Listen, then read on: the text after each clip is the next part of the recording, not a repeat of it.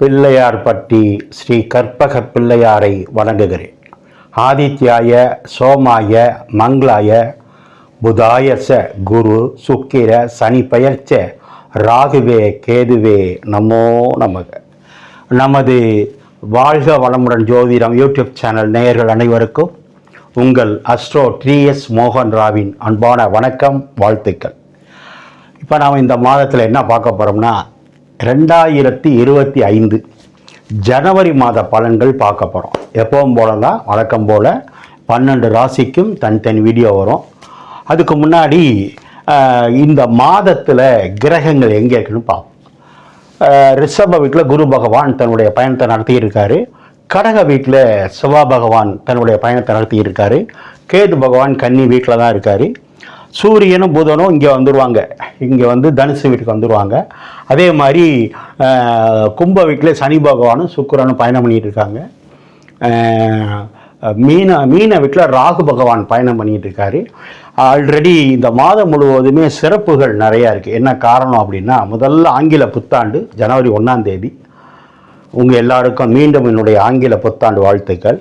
அடுத்து பார்த்தீங்கன்னா 14ஆம் தேதி தைப்பொங்கல். உங்களுக்கெல்லாம் தெரியும், தமிழர் திருநாள் சொல்கிறது. அந்த சூரியனுக்கு நாம் விழா எடுக்கிறது. மறுநாள் மாட்டுப்பொங்கல். நமக்காக உழைக்கக்கூடிய அந்த மாடுகளுக்கு ஆடுகளுக்கு திருவிழா. இப்படி கிராம பகுதிகளில் வெறும் விசேஷமாக இருக்கும்.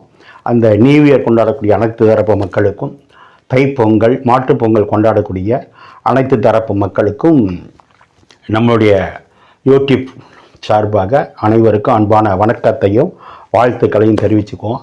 அடுத்து ஜனவரி 26ஆம் தேதி குடியரசு தினம் நாடு முழுவதும் கொண்டாடுவோம். அந்த விழாவை கொண்டாடக்கூடிய அனைத்து தரப்பு மக்களுக்கும் நம்மளுடைய வாழ்த்துக்கள். பொதுவாக நீங்கள் என்ன தெரிஞ்சுக்கணும்னா, இது பொது பலன் தான். 12 ராசி தனித்தனி வீடியோ. ஒவ்வொரு ராசியிலையும் கோடிக்கணக்கான பேர் பிறந்திருப்பாங்க. எல்லாருக்கும் அக்யூரேட்டாக இருக்காது இந்த பலன், சுமார் தான். ஏன்னா உங்கள் இண்டிவிஜுவல் ஜாதகம் தான் சரியாக இருக்கும். அப்போ இதுக்கு பலன் இருக்கானா? இருக்குது. ஒரு 20% 25% நீங்கள் எடுத்துக்கலாம். எந்த வயசோ உங்கள் வயசுக்கு தகுந்த மாதிரி.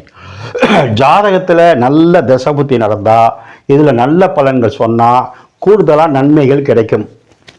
இதில் பாதகமாக இருந்து ஜாதகத்துலேயும் சாதகமாக இல்லைன்னா மைனஸ் அதிகமாக இருக்கும். இல்லை அதில் சாதகமாக இருந்து இதில் மைனஸாக இருந்தால் எல்லாம் கலந்துருக்கும். இதுதான் இந்த பலன். நீங்கள் நேயர்கள் என்ன தெரிஞ்சுக்கிறீங்கன்னா, இப்போ தான் இந்த சேனலை பார்க்குறீங்க அப்படின்னா சப்ஸ்கிரைப் பண்ணிக்கோங்க, லைக் பண்ணுங்கள், உங்கள் உறவினர் நண்பர்களுக்கெல்லாம் சொல்லுங்கள். இந்த சேனல் இந்த அளவுக்கு விரிவாக வந்துக்கிட்டு இருக்குன்னா நீங்கள் தான். நீங்கள் இல்லைன்னா நான் இல்லை, இந்த சேனல் இல்லை. உங்களுடைய ஆதரவும் உற்சாகமும் ரொம்ப முக்கியம். ஆதரவு கொடுக்குற வாடிக்கையாளர்களுக்கு ரொம்ப நன்றி. என்கிட்ட யாருக்காவது ஜாதகம் பார்க்கணும்னா கீழே இருக்கிற நம்பருக்கு ஃபோன் பண்ணுங்கள். நான் வாட்ஸ்அப் நம்பர் தரேன், ஜாதகம் பார்க்கலாம். இப்போது நாம் 14ஆம் தேதி இந்த வீட்டில் இருக்கிற சூரிய பகவான் மகர வீட்டுக்கு வந்துடுவார். இங்கே இருந்தால் இதுக்கு வந்து மார்கழி மாதம். இந்த சூரியன் 14ஆம் தேதி மகர வீட்டுக்கு வந்துடுவார். மகர வீட்டுக்கு வந்தால் இதுக்கு பேர் தை மாதம் அப்படின்னு சொல்கிறது.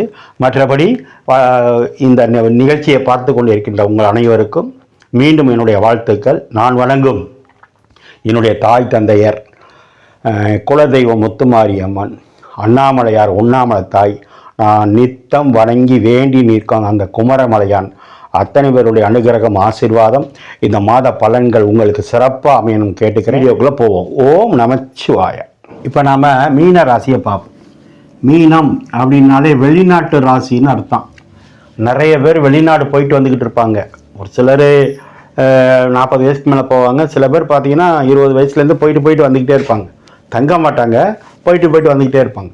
ஏன்னா அதுக்கு பேர் வெளிநாட்டு ராசின்னு பேர். மீன ராசி அப்படின்னா என்ன? அது கடல் ராசின்னு சொல்கிறது. கடல் தாண்டியே ஆகணும். இப்போ அந்த மீன ராசிக்கெல்லாம் 7.5 சனி நடக்கிறது உண்மை தான். 30 வயசுக்கு இருக்கவங்களுக்கு அதை நான் விளக்கம் நிறையா கொடுத்துருக்கேன். அடுத்து சனிப்பயிற்சி வீடியோவில் இன்னும் கொஞ்சம் கூடுதல் விளக்கம் தரேன். உங்களுக்கு இந்த சனி பகவான் இங்கே வந்துடுவார். சரி, அதை பற்றி நான் இப்போ பேச வேண்டாம். ஏன்னா வருஷம் பிறந்திருக்கு முதல் மாதம். ஆனால் 30 வயசு கீழே இருக்கவங்களுக்கு தான் நிறைய அனுபவங்கள் கிடைக்கும். பயந்துட வேணாம். அது குருவோட வீடு, எச்சரிக்கையாக இருந்தால் போதும். சரி, இந்த மாதம் என்ன சார்னா சூப்பர். யாருக்கு அப்படின்னா, சூரிய பகவான் 10ஆம் இடத்துலையும் 11ஆம் இடத்துக்கும் வர்றார். சூரியன் அப்படின்னா யார்? ஆத்மகாரன், அப்பா, அரசாங்கம், அரசியல், மருத்துவம், எலக்ட்ரிக்கல், இவ்வளவுக்கும் யார் வருவார்னா சூரியன் வருவார். அவர் எங்கே இருக்கார்? இப்போ ராசிக்கு 10ஆம் இடத்துல இருக்கார். நல்லதா இல்லையா? 10ல் சூரியன் இருந்தால் திக்பலம்னு சொல்கிறது. 10ல் சூரியனோ செவ்வாயோ இருந்தால் திக்பலம். அப்படின்னா என்ன? திக்பலம்னா வலு அதிகமாக இருக்குன்னு அர்த்தம். அப்போ அரசாங்கத்தினாலேயோ, அப்பானாலேயோ, அரசியல்னாலேயோ, ஆன்மீகத்தினாலேயோ, மருத்துவத்தினாலேயோ, எலக்ட்ரிக்கல்னாலேயோ உங்களுக்கு இந்த மாதம் ஒரு யோகம் உண்டு, ஜாக்பாட் யோகம் உண்டு. இதில் மாற்று கருத்தே கிடையாது. அது மட்டும் இல்லை, அவர் பொங்கல் அன்னைக்கு எங்கே வந்துடுவார்? 11ஆம் இடத்துக்கு வந்துடுவார். இது அதோட பெரிய யோகம்.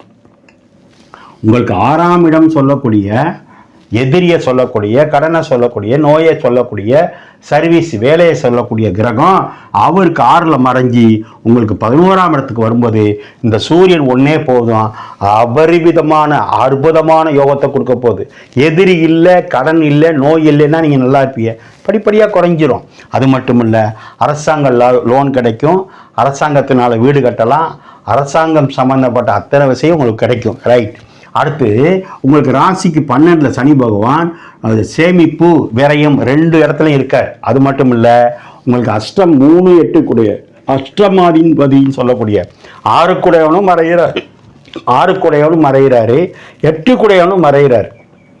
6 கூடைய சூரியன் அவருக்கு 6ல் மறைகிறாரு.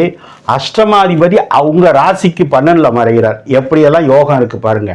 அது மட்டும் இல்லை, உங்க ராசிநாதனுக்கு 10ல் இருக்கார். 12, 11, 10ல் சனி சுக்கிரன். அப்போ தொழில் நல்லா இருக்கும், பிஸ்னஸ் நல்லா இருக்கும். ஆனால் வித்து போடணும், அகலக்கால் வச்சிடக்கூடாது. ராசிநாதனுக்கு 10ல், குருவுக்கு 10ல் சனியும் சுக்கிரன் இருந்தால் அபரிவிதமான பிஸ்னஸ் உண்டு, லாபம் உண்டு. ஆனால் உங்கள் ஜாதகத்தில் நல்ல தசபத்தி நடந்தால் இது நடக்கும்.